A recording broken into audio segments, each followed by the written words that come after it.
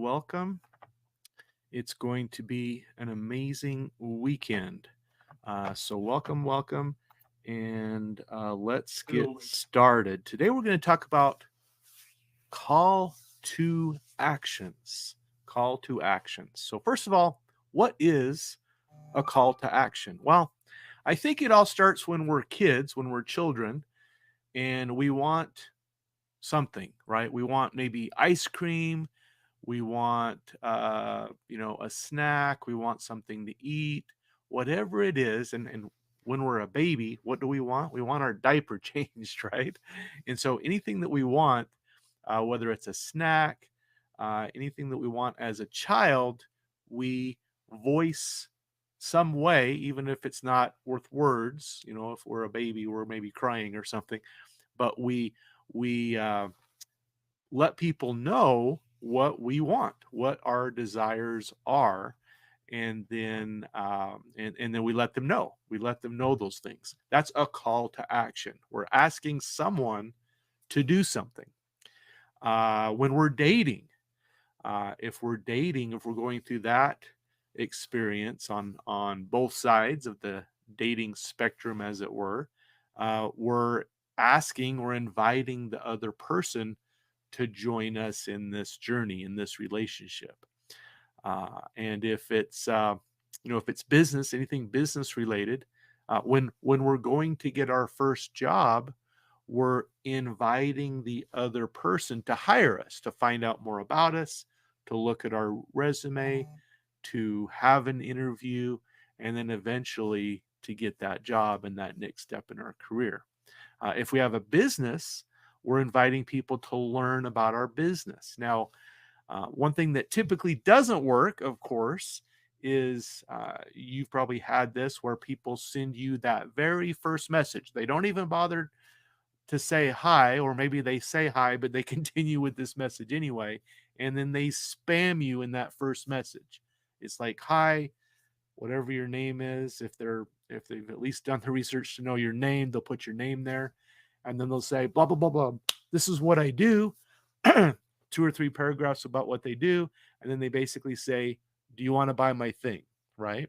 So that is a call to action. I would say that's a very less effective call to action, unless you're really, really already in the market for exactly what they're offering. That's probably not going to work too well. But that is an option. But letting people know about your business, inviting them to even learn more about you and your business, inviting them to, uh, and typically with when someone has a need as a customer, I've learned that there's typically 2 ways that we can go about it, 2 sides of the coin, because what makes them interested? Either they have interest, they have a need for that specific thing, something that would definitely benefit them, or uh, so a pain point, right? So they may have a pain point of a specific need, and as long as you learn that pain point and share how your offer will solve their pain point, they're likely to want to learn more about it. Uh, the other side of that coin is if it's not pain, it's something that they want to get, something that they want to achieve, the positive aspect of it. So there's the pain, something that they want to avoid, and then there's the positive aspect, something that they'd like to have, a benefit that they see that they would have. So that's basically a call to action. Now, in the realm of social media, now yesterday I was actually introduced to this book. And actually, let me pop this up on my screen here. So now I just need to make sure I have the right one. Okay, so here's the book that I started listening to this on audiobook yesterday, but someone recommended this. And so I got this book on Audible so I could listen to it as I'm driving around. But this book is called Scientific Advertising. So Scientific Advertising by Claude C. Hopkins. Now there's a testimonial here on the front cover. It says nobody should be allowed to have anything to do with advertising until he, and I would add, or she, has read this book 7 times. It changed the course of my life. And it looks like it's, if I'm reading that right, it's David Ogilvy who wrote that. But it's called Scientific Advertising. And basically, what it does is it goes through, and it's kind of a dry, somewhat of a dry book. So just be prepared, something of a dry book. It's considered a classic. It's actually just over 100 years old. So that's how old this book is. But so it's talking about original advertising, like advertising in newspapers and things like that from 100 years ago, right? But it's a classic and the concepts are still true today. So even though 100 years ago, they obviously didn't have cell phones, they obviously didn't have the internet, they didn't have these big, big platforms, LinkedIn, Facebook, Twitter. Of course, that's X now, Instagram, TikTok. Of course, who knows if TikTok will even be around longer? They're voting on that type of thing in Congress right now, going through that process. But this book is called Scientific Advertising. Now, what's advertising? Now, really, if you have a business and you are promoting your business on social media, even if you're using, even if you're not doing paid advertising, they have what's called organic advertising. So, what's organic advertising? That's free advertising. In other words, you're posting online, doing videos, doing pictures, any kind of a post that you would do on social media. That's your advertising, your organic or free advertising. And then and then what I recommend is if you do want to do paid advertising, do the organic advertising first, get free advertising, get some traction, get that going, and then you can go over to the paid advertising if you're not currently doing paid advertising. I recommend just get traction first before you throw a lot of money into it. Make sure it's working organically or free first. And then to boost what you're doing and get to the next level, then I would go to paid advertising. And I have a great contact if specifically LinkedIn advertising is something that you're interested in. I do have a great contact that I can introduce you to for that. But in general, in our social media, they have these things. Anytime someone invites you to do something on social media, that's basically your call to action, right? Now, uh, think for a moment, if you will, over the last 50, 75 years, think in history of some times that there was a call to action. So just as an example, in the uh, what 60s, John F. Kennedy basically gave a call to action to the people of the United States. He basically said, within 10 years, let's go to the moon, basically is what he said. And of course, that did happen. Eventually, astronauts did travel to the moon. But why did that happen? Because John F. Kennedy had this vision and he put it out there and had this call and put out a call to action to the whole country, basically the whole nation of the United States. And so that's one example of a call to action. Martin Luther King, his "I Have a Dream" speech, that's a call to action. So you can think of specific instances. Let's say Nike, just do it, right? And so in any of these call to actions are just inviting someone to do something. If you invite a friend or family member to dinner this weekend, that's a call to action. Now, the interesting thing is, the question is, what gets you traction specifically on social media? Now, you want to stand out. I think we all want to stand out on social media because we don't, like I mentioned earlier, what do a lot of people do if they're not sure what to do? They spam you. They send those first messages. Hi, my name is so and so. Do you want to buy my thing? right? That's a lot of times what happens when people are not, they don't have a great plan uh, necessarily, and so that's what they do. Now, uh, let's see here. So, a few things. One of the first options that we all have for our call to action is our summary, or what we call the about section on LinkedIn. That's a chance for you and for me, for each one of us, to tell our story. Now, it's important though. I mean, we don't want to just tell the story of the three little pigs, right? Because what good will that do somebody? Unless you are an author or a story writer, then it's probably not going to do you a whole lot of good to tell the story of the three little pigs. Now, however, if you want to have fun with it, you could take that story and revamp it for your business. You could do something fun and creative like that, and that will catch the interest of certain people. Now, some people, if I or if you did a story of the three little pigs and applied it to our business, there are some people that would guffaw, is that a word? That people would Some people would be turned off by that. They would say, "Oh, that's not very professional," right? But that would be fun. I think that would be fun if somebody did that. If somebody told a story like the Three Little Pigs and redid it for their business, and specifically if they tie that into something that I needed or a benefit that I saw that I wanted that benefit, I would probably pay attention to that and read it. That might be kind of fun. Some people, that would turn them off. So, and that's an interesting thing to consider in our marketing, our social media advertising, is we want to have some polarization.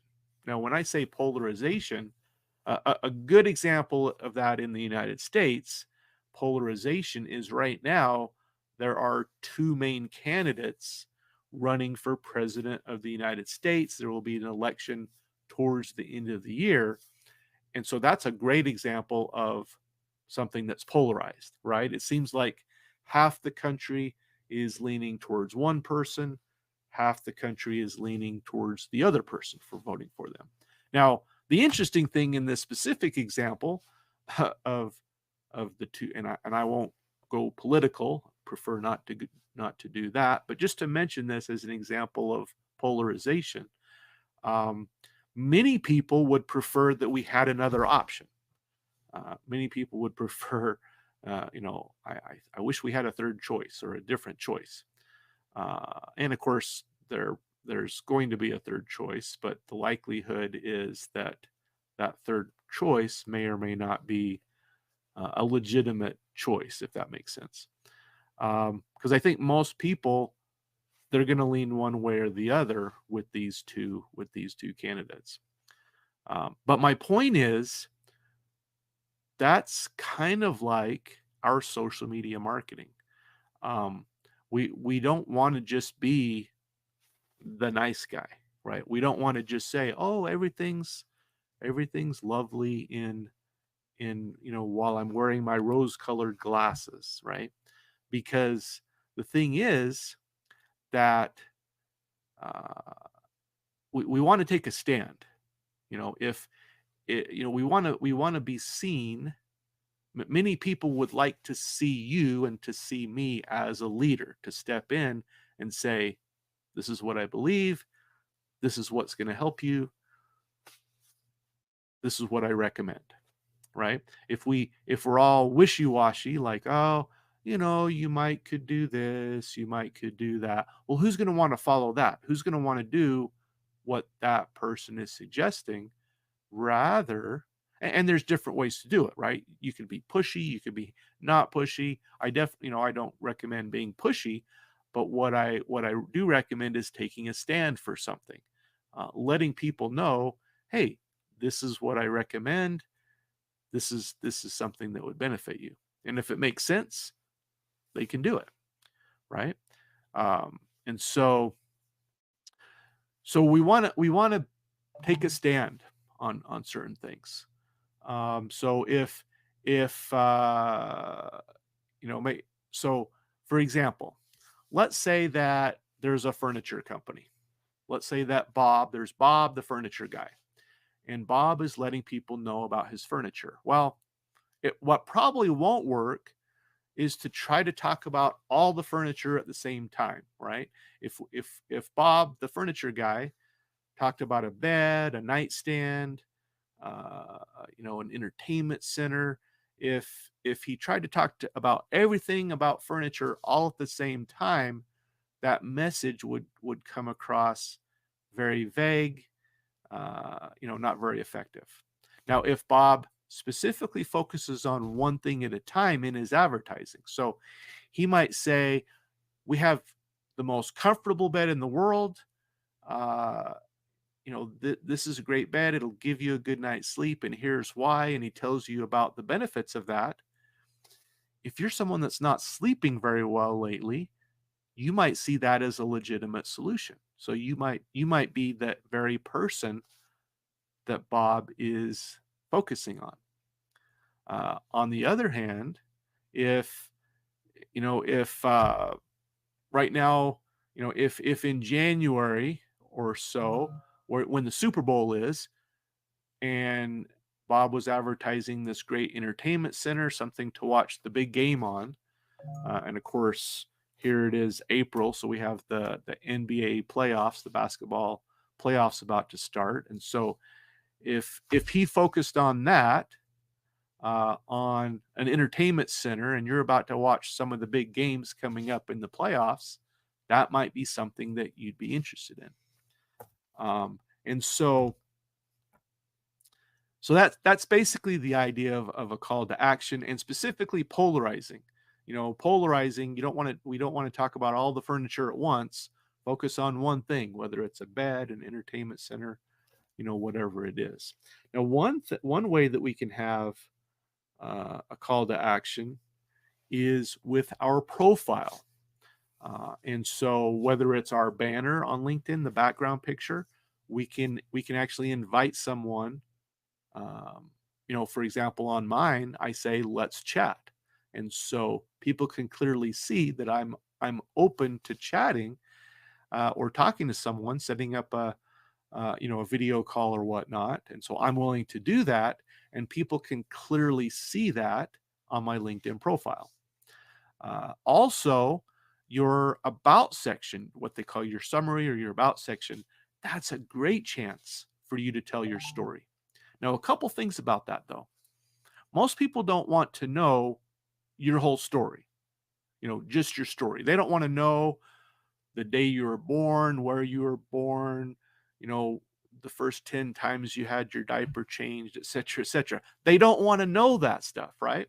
What they want to know, they do want to know about you, but they want to know the you that applies to helping them solve a problem or get that future benefit that they want.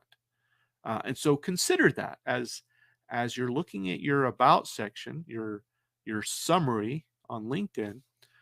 Read it from the perspective of that other person. If put yourself in the shoes of your target market, your ICP, ideal client persona. If you were your client, what are your pain points? What needs do you have? And then look at it from your company's perspective. How does your company solve those needs?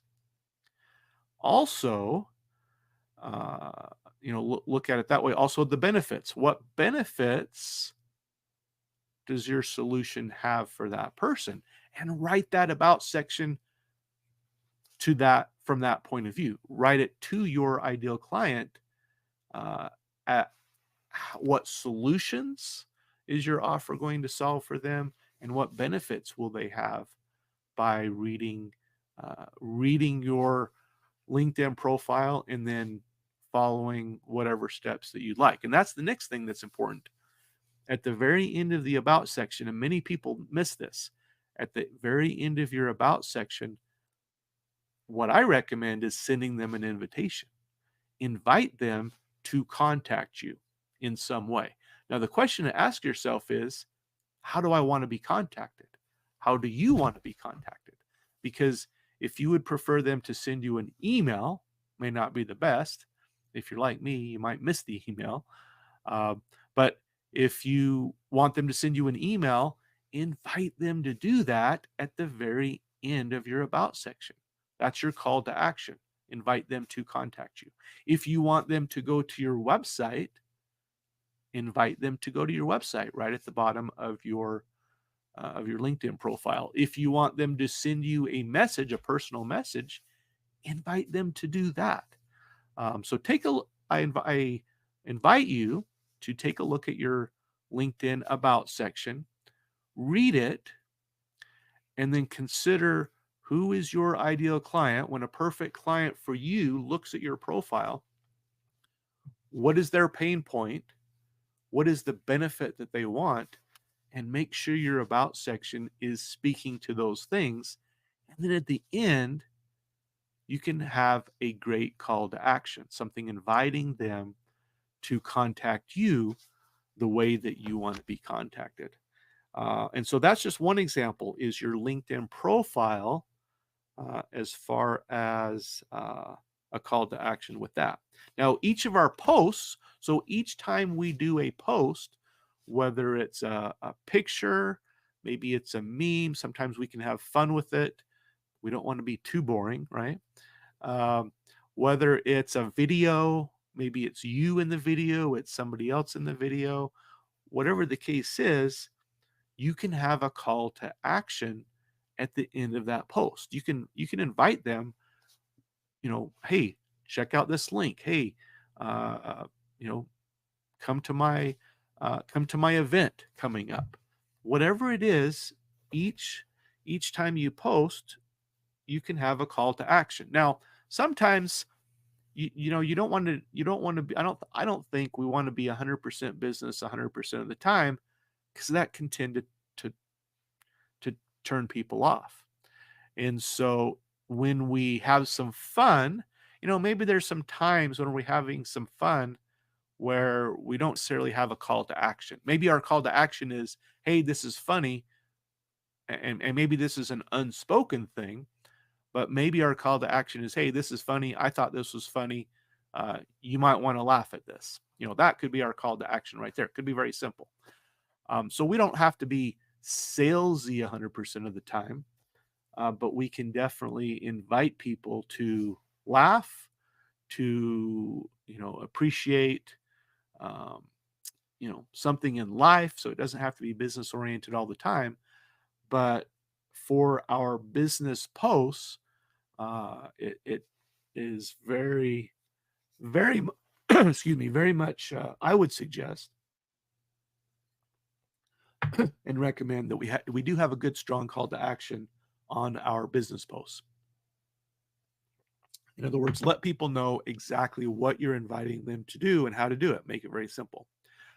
Same thing with our direct messages.